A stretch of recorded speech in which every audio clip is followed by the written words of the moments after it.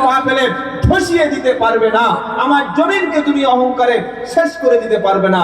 তুমি যদি পারো, তোমার যদি সম্ভব হয়, আমার সূর্য, আমার চাঁদ, আমার গ্রহ, আমার অক্সিজেন, আমার আসমান, আমার জমিন থেকে বার হয়ে গিয়ে যাও, অন্য কোথাও গিয়ে তুমি করো, পারা যাবে?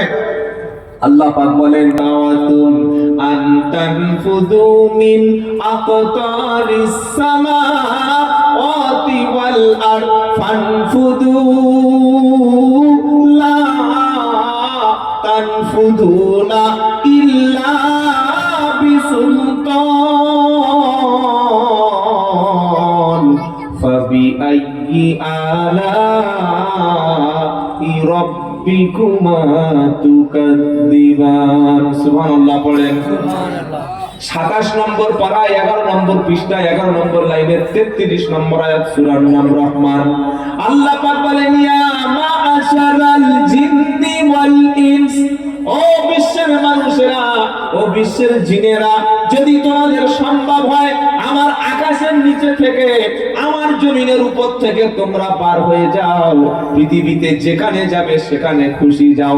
যদি সম্ভব হয় আমার অক্সিজেন বাদ দিয়ে দাও, আমার আসমান ছেড়ে দাও, আমার জমিন ছেড়ে দাও, তুমি ইচ্ছা করলেও যেখানেই যাবে।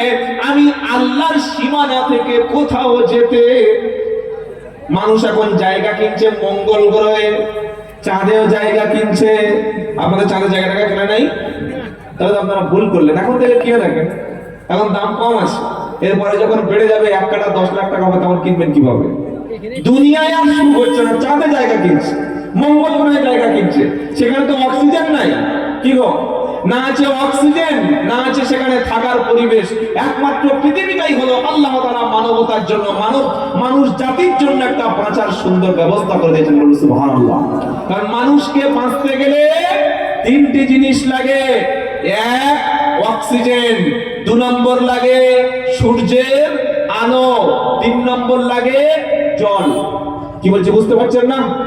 আপনি যদি মঙ্গলে চলে যান, আপনি যদি শুক্র গ্রহে চলে যান, আপনি যদি নেপচুনে চলে যান, আপনি যদি বৃহস্পতিতে চলে যান, কোন জায়গায় -160, কোন জায়গায় টেম্পারেচার 42, কোন জায়গায় টেম্পারেচার 160, কোন জায়গায় টেম্পারেচার 60+, তো আপনি পৃথিবী ছাড়া অন্য কোন জায়গায় বসবাসের উপযোগী নয়।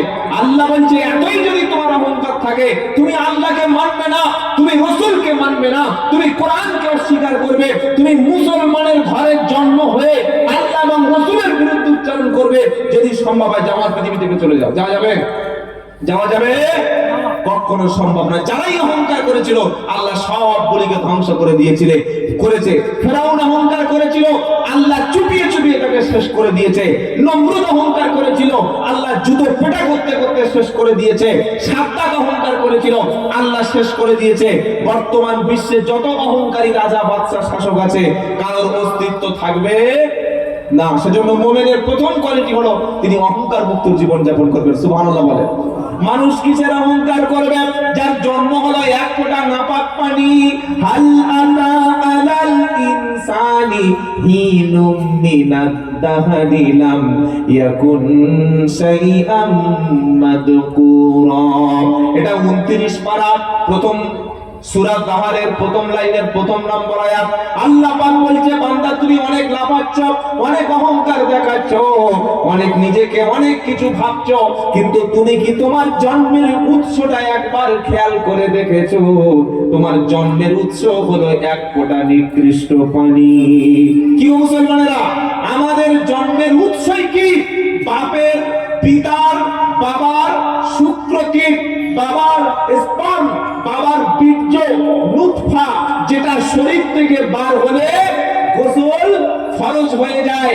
এরকম 1 ফোঁটা নাপাক তুচ্ছ নিকৃষ্ট বাজে পানি যেটা বাবার শরীর থেকে বার হয়ে গেল, মায়ের রেহেমের মধ্যে গেল, ওই জন্মের উৎস, মানুষের জন্মের উৎসই হলো নিকৃষ্ট পানি। অহংকার কিসের অহংকার? সেজন্য একজন ইমানদারের মধ্যে কখনো অহংকার থাকে না।